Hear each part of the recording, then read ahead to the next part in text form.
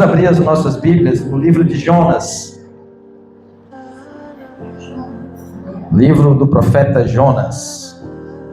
Diz assim a palavra: Ora, a palavra do Senhor veio a Jonas, filho de Amitai, dizendo: Levanta-te, vai a Nínive, aquela grande cidade, e clama contra ela, pois a sua maldade subiu diante de mim.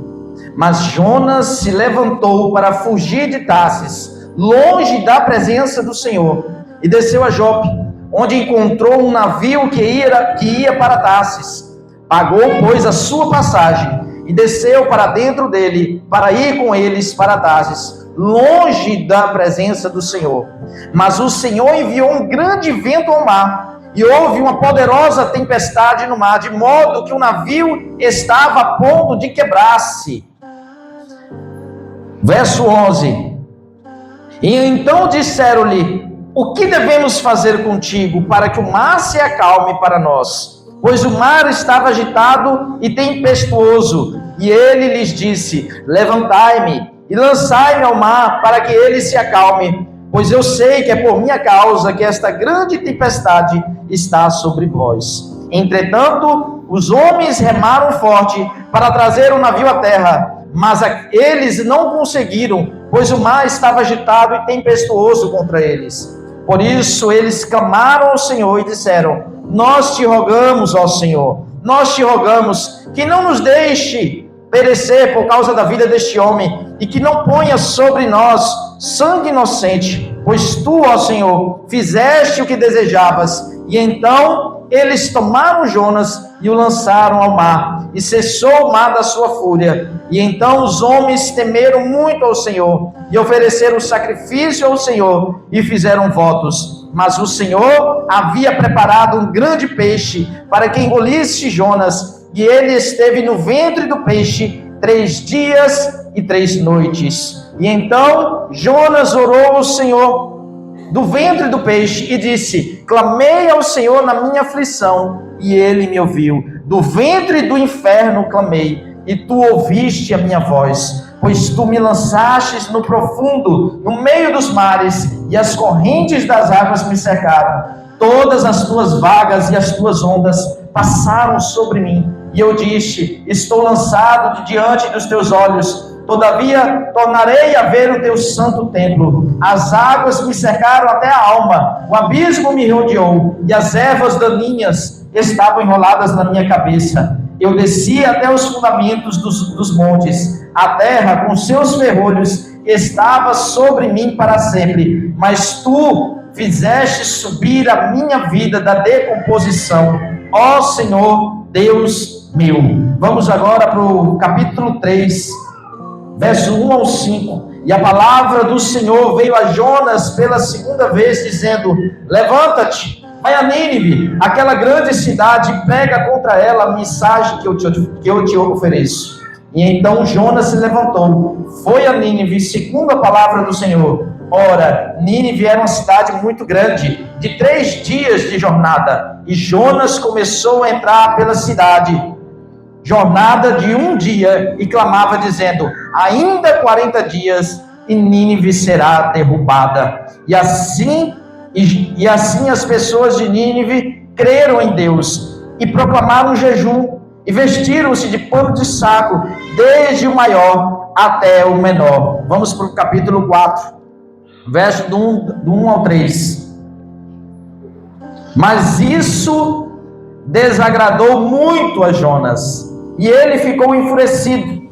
E ele orou ao Senhor e disse: Peço-te, ó Senhor, não foi esta a minha fala, quando ainda estava em minha terra? Por isso fugi antes para Tarsis, pois sabia que és um Deus gracioso e misericordioso, tardio para se irar e de grande bondade, e que te arrependes do mal. Por isso agora, ó Senhor, eu te imploro, tira minha vida, pois é melhor para mim morrer do que viver.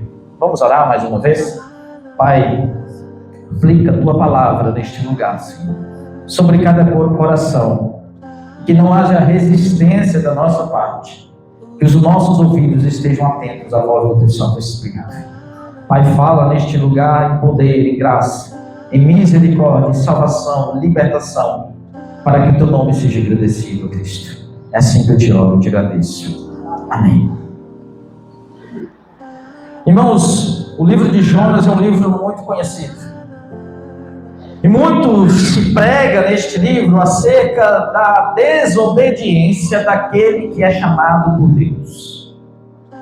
Mas quando eu olho para o livro de Jonas, eu vejo três perspectivas, preste atenção. Eu vejo um livro que fala de alguém que é chamado por Deus, mas eu vejo também um livro que fala daquele que chama, do Cristo, do Deus Trino. E vejo um livro que fala daqueles que ouvem a mensagem de Deus. E quando se fala de Jonas, eu creio que nós devemos pregar olhando para essas três perspectivas. Eu não posso vir aqui falar somente daquele que é chamado e desobedece a Deus e como Deus trata com ele. Porque não é somente a partir dessa perspectiva que o livro fala. O livro fala também de um Deus e como Deus se relaciona com aquele que é chamado e com o povo. Como Deus se relaciona com aqueles que estavam distantes, que são cruéis, que não são o povo dele. E o livro também fala a respeito de um povo distante, que era rebelde, cruel, pecador, idólatra, mas mesmo assim foi alcançado pelo amor, pela bondade e pela misericórdia de Deus. Olhar para Jonas é prestar atenção no seu chamado, no nosso chamado, em ouvir a voz de Deus acerca de onde Ele quer que nós estejamos, e também olhar para aqueles que nós não imaginamos que podem um dia estar na presença de Deus, sabendo que o Deus do impossível pode alcançar, pode realizar e pode fazer com que aquele coração duro e cruel ele seja transformado. Irmãos, a primeira coisa que nós vemos aqui em Jonas, no capítulo 1, é a história de um homem. Lá em 2 Reis, capítulo 14, vai dizer que ele chegou a profetizar nos tempos do rei Jeroboão II, provavelmente no século 8, 7. Mas fato é que Jonas, filho de Amitai, ele era um profeta. E dentro da perspectiva bíblica, isso é muito importante. Filho de Amitai, aquele que carregava o nome do seu pai, o nome de alguém importante, o nome talvez de um profeta. Mas aqui nós carregamos um outro nome. Nós carregamos hoje uma identidade como filhos de Deus, como cristãos. E Deus nos chama, irmãos, como seus filhos, para um propósito, para um chamado. Jonas, ele foi aquele que primeiramente fez missões transculturais. Até aquele momento, Deus era o Deus de Israel. Deus era o Deus do Monte Sião, da cidade santa. E nós vemos aqui Jonas sendo chamado a ir para um povo estrangeiro, e não somente o povo estrangeiro, mas o povo que era inimigo de Israel. Irmãos, não é fácil. Da perspectiva de Jonas, você ser chamado para levar a mensagem que ali era uma mensagem de juízo, a mensagem de Deus ali que ele levou ao coração de Jonas era dizer: fale ao povo de Nínive que dentro de 40 dias eu irei destruí-los. Foram essas as palavras que Deus falou ao coração de Jonas. Aos meus olhos e aos seus olhos, talvez, e alguns, nós poderíamos encher a boca para olhar para algumas pessoas que vêm em nossa mente. Eu não sei, irmãos, mas vem algumas pessoas talvez em nossa mente e nós olhamos: eu vou abrir a boca para ele e vou dizer: o Senhor virá com ira e com juízo sobre a sua vida. Ah, como eu queria dizer isso para alguns políticos, para alguns ministros, para aquele que me perseguiu no trabalho, para aquele da minha família que me atormentou, que disse palavras cruéis, para aquele homem perverso, para aquele que está preso. Irmãos, muitos hoje talvez gostariam de carregar esta palavra de juízo com todo o gosto, dizer: eis que o Senhor virá com ira sobre a tua vida. Ai, irmãos, mas aqueles que conhecem o Senhor, aqueles que têm intimidade com Deus, eles sabem que o Senhor é um Deus bondoso, compassivo, misericordioso. Jonas sabia disso, meu amado. Diferentemente de muitos de nós, Jonas tinha um relacionamento de intimidade com esse Deus. Ele sabia que Deus é um Deus de amor, de bondade, de compaixão, tardio em irar-se. E Jonas sabia que o propósito de Deus ali sobre Nínive era a salvação. Sabe por quê, amados? Porque hoje nós confundimos e achamos que nós fomos chamados para dizer ao Senhor: eis que eu te digo, você receberá uma bênção da parte de Deus. Mas há, irmãos, uma urgência sobre nós, o evangelho esquecido, o evangelho que muitas vezes está oculto pelo mundo, por aqueles que governam as igrejas e querem manter o poder para si. Eles trazem uma mensagem que apaga o ego, mas a mensagem do evangelho é: arrependei-vos, eis que o Cordeiro virá com ira sobre a terra, e se nós não nos arrependermos, seremos sucumbidos perante o seu poder. Não é o evangelho dizendo: eis que eu vejo para você uma promoção no teu trabalho, eis que te digo, um varão está vindo e será contigo, e ele... Ei, meu irmão, é muito bom esse evangelho.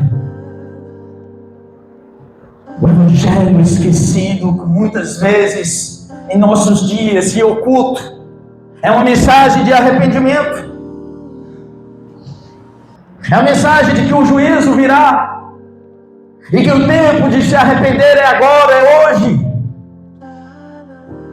Deus é santo, e é necessário sermos santos como Ele. Irmãos, eu não consigo. O requisito para entrar no céu é ser perfeito. Eu não sou, você é? É ser perfeito. Irmãos, isso pode desesperar os nossos corações. Como eu serei perfeito? Como eu serei santo? Quando o sangue de Cristo me reveste, me lava, Ele me purifica dos pecados. E ainda que eu esteja manchado como escarlate, eu me tornarei branco como a lã. E diante da santidade de Deus, coberto pelo sangue de Cristo, eu posso entrar com ousadia na presença de Deus. Eu posso olhar para Ele, me prostrar, adorar e ver a face do meu Deus. Glória a Deus. Eu vejo a face do meu Deus quando eu vejo a face de Cristo. Irmãos, a mensagem de arrependimento, de juízo, é a mensagem que nós precisamos proclamar hoje. Arrependei-vos. Mas não é fácil, irmãos, porque Jonas, ele olhava para um povo que era rebelde, um povo que era descrito como o mais cruel ali daquela região. Eles, eu já disse algumas vezes, os assírios nas guerras, eles pegavam uma estaca e empalavam os inimigos e faziam ali um caminho para amedrontar e aterrorizar as outras nações. As pessoas eram cravadas como um churrasco, um espetinho de churrasco, a carne no espeto de churrasco, e expostas. Os historiadores contam que eles cortavam, decapitavam as cabeças e faziam pilhas em frente às cidades inimigas. Eles juntavam aquelas cabeças, levavam até a próxima cidade e faziam as pilhas e dizendo: olha o que nós fizemos com a outra cidade, faremos assim com vocês.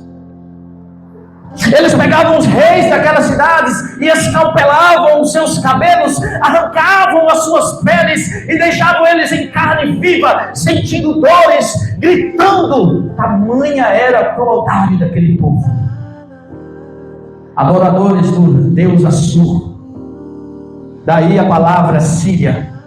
Adoradores da deusa Ishtar, deusa da fertilidade, que cobrava dos homens cultos sexuais, verdadeiras orgias, abominações a Deus. Esses homens eram os mais terríveis.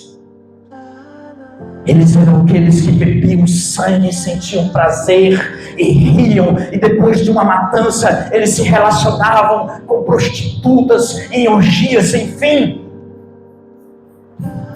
Bebedices, roubavam e saqueavam nações. Eles não ofereciam paz, ofereciam guerra, e eles diziam: nós não viemos aqui por paz, nós queremos tomar tudo que você tem. Quem é que age assim? Eles invadiam as cidades, estupravam as mulheres, matavam as crianças e levavam tudo daqueles lugares, roubando aquilo que não era deles. E Jonas olha e diz: eu vou levar a palavra para esses homens que querem fazer o mesmo conosco, e nos ameaçam, e nos cercam, e lançam para nós olhares ameaçadores, dizendo: vocês serão o próximo. Como assim? Talvez venha alguém na sua mente tão abominável quanto esses homens. E Deus diz: eu vim para que você traga a mensagem de juízo. A ira, minha ira se acendeu contra esses homens cruéis. A minha ira. Levanta-te, vai a Nínive, aquela grande cidade, e clama contra ela, pois a sua maldade subiu diante de mim. Eles incomodaram a Deus. Mas, irmãos, ser chamado para uma missão tão difícil não é fácil. E talvez olhamos assim para Jonas e pensamos: eu faria diferente. Faria nada, irmão. Você e eu estamos olhando aqui pensando que ele estava indo evangelizar os vizinhos aqui na porta. Não, ele estava a evangelizar os piores homens da face da terra. Não é fácil. Se eu vejo muito crente desejando a morte de ministro, quanto mais é desse povo, de presidente, seja ele Bolsonaro, Lula, quem for, cristãos, quanto mais esse povo. Eles não só roubavam, eles faziam coisas horrendas. Levanta-te, vai a eles e diga que a minha ira, o meu furor se acendeu contra cada um deles. E há um tempo, irmãos, determinado para nós fazermos isso, há um prazo para nós espalharmos essa mensagem de arrependimento. A ira do Senhor virá, Ele virá com força, com furor, e Ele derramará da sua ira sobre as nações. Aleluia. Ah, meu Deus. Mas o universo colorido dos ursinhos carinhosos que é apresentado em muitas igrejas é diferente. Venha e você vai ser próspero. Venha e eu vou te levar para o país das maravilhas.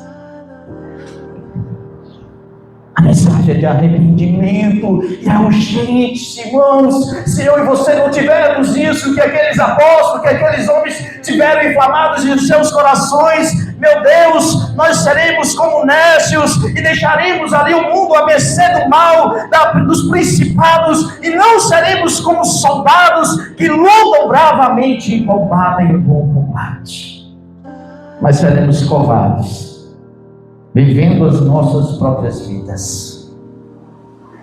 O chamado é um chamado que te desafia a sair da sua zona de conforto.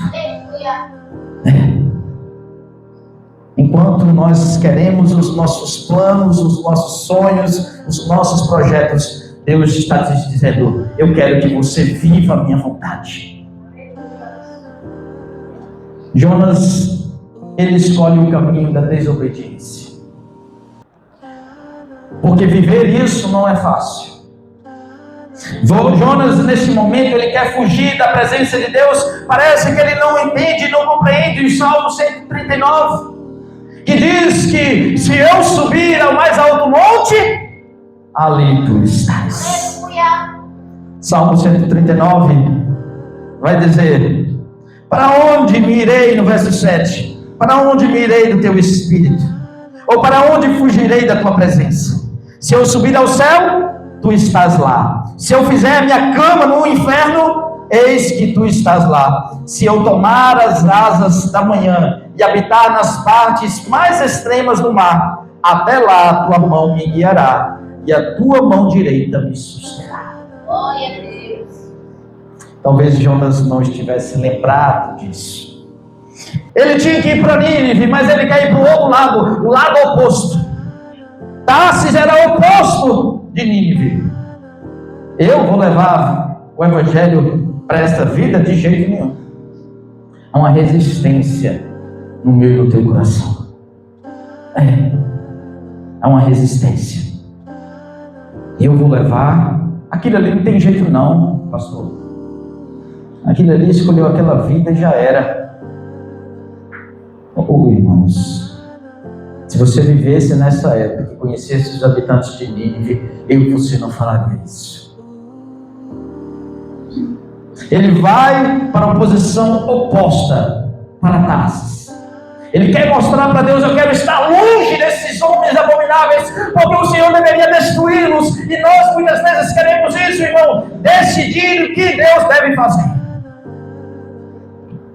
O caminho da desobediência é o caminho onde o homem escolhe viver a sua própria vontade. Ei, eu quero dizer para você: viver a nossa própria vontade, os nossos sonhos, é viver talvez em desobediência a Deus. Como assim, pastor? Quer dizer que eu não posso ter um sonho de ser médica? Não, não é isso que eu estou dizendo. Eu estou dizendo que você só será médica, que se o Senhor quiser e colocar isso no seu coração, você será uma costureira, um advogado, uma professora, eu não sei, meu amado, mas antes do que quer que você seja, coloque isso diante da cruz, aos pés de Cristo, e clame: Senhor, o que o Senhor quer que eu seja? O chamado é isso. Ele foi para o lado contrário. E diz, irmãos, o texto que ele sobe, ele vai ao porto de Jope, sobe um navio e vai ao mar. Naquele barco ali havia homens de outras nações. Uma tempestade vem, um vento do leste. Esse vento ele vem ali e ali balança aquele barco. Os marinheiros ficam com medo, é o que diz o verso 5. Então os marinheiros ficaram com medo e cada homem clamou ao seu Deus. Eles lançaram as cargas do navio no mar. Tinha alimento, tinha tudo, tinha móveis. E estavam no navio para o aliviarem, mas Jonas desceu ao porão do navio e deitado dormiu profundamente. Irmãos, era uma tempestade que dá medo. Jonas foi dormir no navio. E aí muitos podem pensar: homem de fé. Está vendo aí? Ele fez como Cristo. Dormiu em meio à tempestade, irmã Maria. Não. Jonas estava esperando a morte. Ele disse: eu prefiro a morte do que levar o evangelho a esses homens. Eu prefiro a morte. Ele estava somente esperando a morte. Mas para aqueles que desobedecem a Deus, lá em Hebreus capítulo 12 vai dizer que Deus disciplina aqueles que Ele ama. Deus amava Jonas. Deus queria tratar com Jonas e Deus trata conosco que somos chamados, meu amado. Eu não sei qual a área da tua vida, mas eu fui tratado por Deus. Desde novo, irmãos, algumas pessoas foram usadas em profecia, dizendo acerca do meu chamado. Mas sempre eu adiava, querendo colocar os meus planos e os meus projetos acima do projeto de Deus na minha vida. E Deus dizendo: eu tenho um chamado. Não usou uma, não usou duas, nem três, usou vários. Irmãos, enquanto nós não estamos fazendo vontade de Deus, nós somos colocados numa prensa. Enquanto nós não estamos no centro da vontade de Deus e estamos vivendo em desobediência ao chamado de Deus, nós passamos pela prensa de Deus. Quando a gente olha para Jonas, a gente imagina aquelas figurinhas quando a gente era novo, e aí tem uma baleia e um homem dentro da baleia com uma fogueira, né? E às vezes com um espetinho de peixe, algum peixe que a baleia comeu, e ele comenta: irmãos, esse grande peixe que engoliu este homem. Quando esses homens viram o barco balançar, eles lançaram sorte, e a sorte caiu sobre Jonas. Eles disseram: o que você fez? Você serve aqui Deus, de onde você veio? E Jonas descreve tudo. Quando Jonas descreve, eles perguntam: o que a gente deve fazer para que o furor do teu Deus seja apaziguado? Lança-me ao mar e tudo isso vai acabar. Esses homens, eles ainda fazem uma oração. No verso 14 ele disse: nós te rogamos, ó Senhor, nós te rogamos que não nos deixe perecer por causa da vida deste homem, e que não ponha sobre nós o sangue inocente, pois tu, ó Senhor, fizeste o que desejavas. Então eles tomaram Jonas e o lançaram ao mar, e cessou o mar da sua fúria. Olha que coisa. Às vezes, por causa da nossa desobediência, o nosso chamado, nós colocamos as outras pessoas em perigo. Por causa da desobediência acerca do nosso chamado, aqueles que nos cercam, eles passam por tempestades. Irmãos, eu vou dizer para você: volte-se para Deus, para o centro da vontade de Deus, antes que essa tempestade ela faça com que você seja jogado no barco. Não queira passar pelo ventre do peixe. Da perspectiva de Deus, nós vemos a ira de Deus contra o povo que estava em pecado, mas vemos a ira de Deus contra Jonas, que desobedece. Deus, ele fica irado por conta dessa atitude, e ele proporciona uma tempestade para trazer novamente Jonas para o centro da sua vontade. Então eu quero dizer, amado, se você está passando pela disciplina de Deus, não murmure, não insista, se arrependa e diga: Senhor, me coloque no centro da tua vontade novamente, o mais rápido possível. Ligeiro. Jonas, ele vai e diz que um grande peixe engole ele, e ele disse no verso 2, no ventre do peixe ele faz uma oração, porque o ventre do peixe não é como aquelas figuras, o ventre do peixe é como um inferno. As entranhas do peixe, possivelmente era uma baleia mesmo, elas estavam esmagando a carne e os ossos de Jonas. Trevas estavam sobre ele. A água, diz o texto aqui, pois tu me lançastes no profundo, no meio dos mares, verso 3 do capítulo 2, e as correntes das águas me cercaram, todas as suas vagas e todas as ondas passaram sobre mim. E eu disse: estou lançado diante dos teus olhos, todavia tornarei a ver o teu santo templo. As águas me cercaram até a alma. No verso 5. A palavra para a alma é nefesh, que significa garganta, respiração. É onde nós respiramos e nos traz vida, fôlego de vida. Quando ele diz que a água, irmãos, foi até o pescoço, é que ele estava espremido, no escuro, sendo destroçado, com a água quase afogando, perdendo a sua vida. Quando ele diz dessa alma, ele estava dizendo: eu estava a ponto de perder a vida. O abismo me rodeou. As ervas daninhas são as águas, os juncos marinhos, As plantas marítimas que aquele animal engoliu estavam enroladas sobre o seu corpo. E ele disse: eu desci até os fundamentos dos montes. A terra com seus ferrolhos estava sobre mim para sempre. Mas tu me fizeste subir a minha vida da decomposição. Ó Senhor, meu Deus. Ele pensou que ia morrer. E aí você pergunta: pastor, mas ele não desejava morrer? Mas morrer numa tempestade é muito melhor. Quando Deus traz disciplina, a disciplina dele se torna pior daquilo que aquilo que nós desejamos. Aquele homem agora, ele estava agora não desejando a morte, porque ele estava sofrendo, agonizante. O terror ali tomou conta dele. E nós que somos chamados, irmãos, se estivermos vivendo em desobediência, nós vamos ser espremidos pelo ventre do peixe. Nós vamos. E nós vamos até que possamos reconhecer e mudar.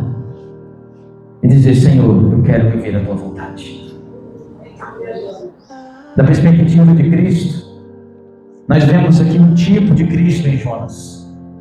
Lá no capítulo 12, verso 40, Jesus vai dizer: assim como Jonas passou 3 dias e 3 noites no ventre do peixe, importa que o Filho do Homem passe 3 dias e 3 noites debaixo da terra. Aqui Jonas estava ali, ele reconhece que o seu corpo já estava em decomposição e o Senhor praticamente ressuscitou ele. É o que o texto vai dizer. As ondas me cercaram, eu desci até os fundamentos da terra e com os seus ferrolhos. Quais são os fundamentos da terra? É a sepultura. Os ferrolhos é a morte. Estava sobre mim para sempre, mas tu fizeste subir a minha vida da decomposição. Ó Senhor, meu Deus. Verso 6. A aparente ressurreição de Jonas, ela só foi concretizada e estabelecida por meio de Cristo. Irmãos, para que esses gentios, esses homens que não serviam e não eram povo de Deus, fossem alcançados, Jonas teve que passar pelo ventre do peixe. E eu quero dizer para você: quem eram os ninivitas? Era eu e era você. E para que nós pudéssemos nos encontrar com o evangelho da salvação, com a mensagem de arrependimento, alguém passou também por esse ventre de peixe. E esse alguém foi Jesus Cristo. Glória a Deus. Glória a Deus. 3 dias e 3 noites em trevas. A terra se escureceu, o mundo ficou solitário, porque Cristo estava morto. Mas aquele que ressuscitara trouxe a mensagem de arrependimento a nós, ninivitas, aqueles que são gentios, que não eram do povo de Deus, mas se tornam povo de Deus. Jonas, ele passou por este momento. Realmente ele foi esmiuçado. E diz no verso 8, verso 7: quando a minha alma desfalecia em mim, lembrei-me do Senhor em minha oração, entrou em ti no teu santo templo. Os que observam as falsas vaidades desprezam a sua misericórdia, mas eu sacrificarei a ti com a voz do agradecimento. Eu pagarei o que voltei. A salvação é do Senhor, a salvação pertence ao Senhor. Até aquele momento, Jonas queria decidir quem merecia ou não ser salvo. Mas na hora que o Senhor passa pela prensa, ele reconhece: a salvação pertence ao Senhor. É dele. Não cabe a mim decidir a quem proclamar o santo evangelho de Cristo. Não cabe a mim, irmãos, olhar para alguém e dizer: esse não tem mais jeito. Não, irmãos, nós somente devemos pregar esta palavra de arrependimento, de salvação. E nós não somos salvos das garras de Satanás. Essa é outra mentira. Nós não somos salvos das garras de Satanás. Nós somos salvos da ira de Deus. Era a ira de Deus que iria vir sobre os ninivitas. Aquela cidade tão pecadora, agora ela poderá receber da mensagem. Após este homem passar 3 dias sendo esmiuçado, quebrado, sofrendo quase a morte, para levar a salvação a um povo rebelde e cruel. Que tristeza! O peixe vomita Jonas em terra seca, e novamente o Senhor lembra ele. Levanta-te, no capítulo 3, verso 2. Levanta-te e vai a Nínive, aquela grande cidade, e prega contra ela a mensagem que eu te ofereço. É uma cidade grande, de 3 dias andando a pé. Nínive ali era como se fosse a grande Nínive, Cabedelo, Santa Rita, Bahia. Ele estava andando por aquela cidade, e desde o primeiro dia vai dizer: então Jonas se levantou, foi a Nínive, segundo a palavra do Senhor. Ora, Nínive era uma cidade muito grande, de 3 dias de jornada, e Jonas começou a entrar pela cidade, jornada de um dia, e clamava dizendo: ainda 40 dias, e Nínive será derrubada. Ele não disse para eles: arrependei-vos. Que interessante. Ele disse para eles o quê? A ira de Deus vai vir sobre vocês, vocês serão destruídos. Irmãos, que palavra dura. E às vezes nós ficamos com medo, com receio de chegar para as pessoas e dizer: a ira de Deus virá sobre você se você não se arrepender. O evangelho esquecido, desprezado, deixado de lado por um evangelho de vantagem. Um evangelho que torna Deus um gênio da lâmpada, que quando ela esfrega, eu quero dizer: Senhor, agora eu quero isso, agora eu quero mais isso, Deus. É o Deus supermercado, que na hora que eu necessito, eu vou até Ele e busco aquilo que eu preciso, que está me faltando. É o Deus Papai Noel, que veio para trazer presentinhos em retribuição aquilo que nós fazemos. Ei, meu amado, não é essa é a mensagem de Satanás. A destruição virá. E o Senhor quer que você não esteja entre eles que serão destruídos. Essa é a mensagem do Evangelho. O mundo será destruído. E o Senhor não quer que você seja destruído. Arrependa-se. Nínive reconhece. Elas creem em Deus, no verso 5. Creram em Deus e proclamam um jejum. E vestem-se de pano de saco, desde o maior até o menor. Que coisa linda. Que coisa linda. Assim diz o verso 6, assim pois a palavra chegou ao rei de Nínive. O rei ficou sabendo. Irmãos, Jonas era alguém da cidade inimiga, sozinho, que chega naquele lugar e fala para eles que eles serão destruídos. O que eles tinham que fazer? Uma cidade cruel que matava todo mundo e no geral. O que eles deveriam fazer com Jonas? Dá uma flechada nesse doido aí. Ele está dizendo o quê? Que nós seremos destruídos. Ei, soldado, flecha ele. Mas não, irmãos, eu quero dizer, o poder do Evangelho não compete a mim, a você, não são as minhas palavras, é a ação do Espírito Santo. E quando o Espírito Santo fala, e quando o Espírito Santo age, meu irmão, não há homens que possam impedir o agir de Deus. Essas pessoas creem, esses homens perversos creem, eles jejuam. O rei se levanta do trono, tirou de si as suas vestes, cobriu-se de pano de saco, sentou-se sobre pó de cinza, e ele fez com que isso fosse proclamado e divulgado através de Nínive. Ele fez um decreto, irmãos, de rei, dos nobres, dizendo: nem homens, nem animais, nem bois, nem ovelhas provem coisa alguma, nem se lhes dê alimentos, nem bebam água. mas os homens e os animais sejam cobertos de pano de saco e clame poderosamente a Deus. Sim, convertam-se cada um do seu caminho mau e da violência que está nas suas mãos. Quem pode dizer se Deus voltará e se arrependerá e se abaterá do furor da sua ira para que nós não pereçamos? E Deus viu as suas obras, como se desviaram do seu mau caminho, e Deus se arrependeu do mal que havia anunciado. Essa vida pode se converter. A boa notícia é essa: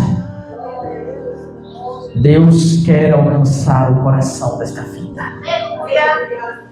e Deus quer usar você para isso.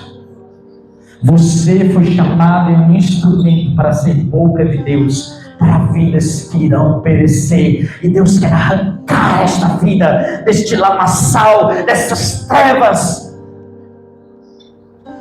e levar para o reino do seu amor, para que agora ele seja chamado de filho, de não mais criatura, para agora ele seja adotado e seja família de Deus e seja um irmão com você.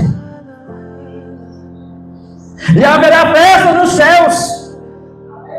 Esse perverso, esse homem abominável, esta mulher que era uma mulher da vida, eu não sei, mas há festa no céu esperando por esta vida. Jonas, ele fez um voto de fazer a vontade de Deus, mas o seu coração não foi entregue. No capítulo 4 vai dizer que isso desagradou a Jonas, e ele ficou enfurecido, irado. E ele orou ao Senhor e disse: peço-te ao Senhor, não foi esta a minha fala quando ainda estava em minha terra? Por isso eu fugi para Tarsis, pois sabia que é um Deus gracioso e misericordioso, tardio para se irar e de grande bondade, e que se arrepende do mal. Por isso agora, ao Senhor, eu te imploro, tira a minha vida, pois é melhor para mim morrer do que viver. Quando ele viu que o povo estava se arrependendo, que a misericórdia ia alcançar aquele povo, ele seguia, porque aquele povo era muito mau. Irmão, alguém que fez mal contra você, contra a casa dele, Israel é a casa dele. Alguém que atingiu você de forma perversa, irmãos, isso não é fácil. Ele queria morrer. Alguém que me abusou, alguém que me feriu, alguém que me traiu. Mas o evangelho é para esses. Jonas não aceitou, ele se irou. Eu quero morrer. E o Senhor disse: fazes bem em ficar irado. E Jonas, sabe o que ele faz? Ele espera que aquele povo, ele não se arrependa. Ele sobe no monte e fica sentado de camarote e dizendo: eu vou torcer para que eles voltem para os seus pecados e haja fogo do céu caindo e despedace essa cidade. E eu vou estar do alto do monte contemplando a ira do Senhor sendo derramada sobre os ninivitas. Ele ainda estava esperançoso nisso. E sabe o que Deus faz? Quando o sol estava causticante sobre a cabeça dele, sabe aquele calor do sol bem causticante? Não estava perto do calor desse dia aqui não. Aí Jonas está olhando do palco: eles vão cair, eles vão pecar, eles vão voltar para os seus pecados. Aí Deus faz nascer uma borboleira que faz uma sombra. Ele: olha Deus, Deus está me ouvindo, olha aí como Deus é comigo, a ira de Deus virá sobre este povo. Ele fez até uma borboleira aqui para me assistir de camarote, só faltou a pipoca.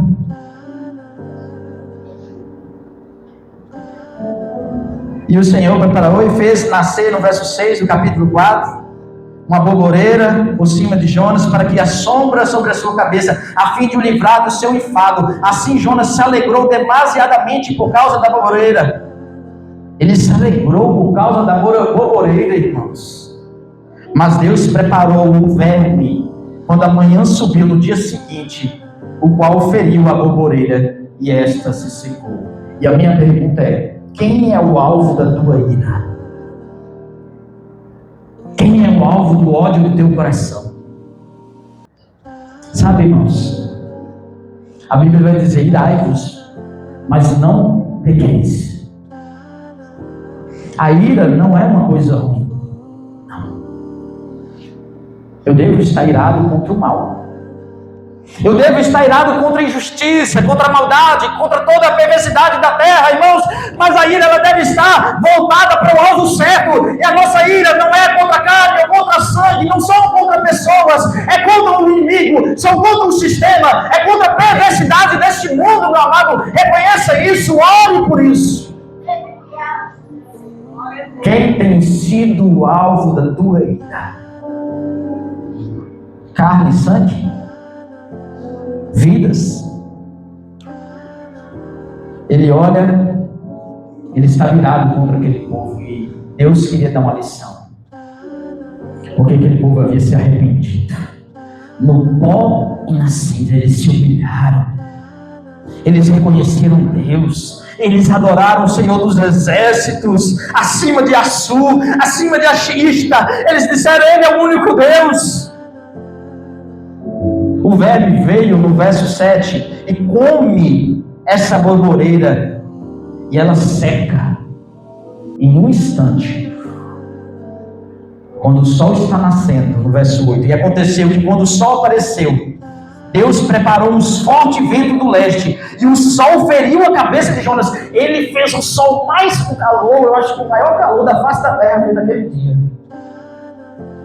Deus preparou o sol para ferir a cabeça de Jonas, e ele desmaiou e desejou com toda a sua alma morrer, dizendo: é melhor morrer para mim do que viver. Porque ele entendeu que Deus estava tentando ensinar a Jonas que a ira dele estava apontada para o alvo errado. Eu não sei quem te feriu, eu não sei quem provocou esse ódio no teu coração, mas o Senhor, nessa noite, o Espírito Santo de Deus está dizendo: ei, mude esta ira, esse ódio, libere este perdão nessa noite. Santo, Santo, Santo. Não espera o sol ferir a tua cabeça, meu amado. E Deus disse a Jonas: fazes bem em ficar irado por causa dessa borboreira, dessa planta. E sabe o que ele responde? Ele é ousado. Ele disse: faz bem sim eu ficar irado por causa dessa borboreira. E ele disse: faz bem eu ficar irado até a morte. Faz sentido você ter pena dessa borboreira em vez das pessoas? Aí Jonas é ousado, ele disse: faz. Eu estou irado e estou irado até a morte. Irmão, se eu digo isso para Deus, eu sou fulminado no mesmo instante. Como Deus trata na nossa pessoalidade e individualidade. Não é qualquer um que diz isso. É aquele que sonda o coração de Deus. Ou seja, por muito menos homens foram punidos. Mas Deus queria tratar o coração de Jonas. Muda a tua ira deste alvo. Porque não são essas vidas que você deve estar apontando a arma, o canhão de ódio no teu coração. Perdoa.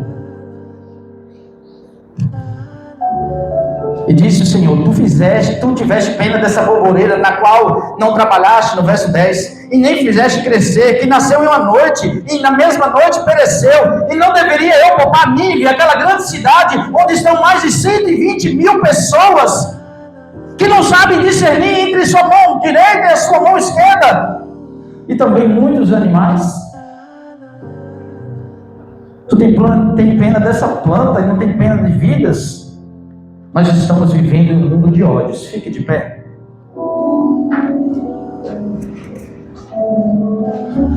A perspectiva de Deus é que a ira virá, mas a ira vem pela pessoa certa, por aquele que pode julgar todas as coisas, por aquele que é Senhor de todas as coisas, aquele que tem um justo juízo sobre as nossas vidas. Meu amado, eu quero dizer para você: ei, escute, há ainda 40 dias e o juízo do Senhor virá. Em outras palavras, ele está dizendo: em pouco tempo, em breve, o Senhor retornará. E o que eu e você temos pregado, irmão, às vezes eu me sinto como se estivesse sentado debaixo de uma boboreira, desfrutando daquela sombra.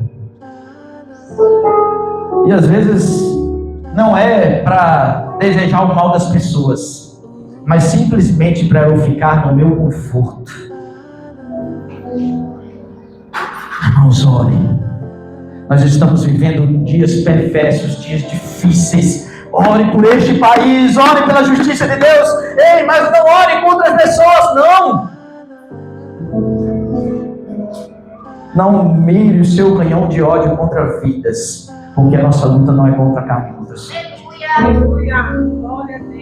Você é boca de Deus.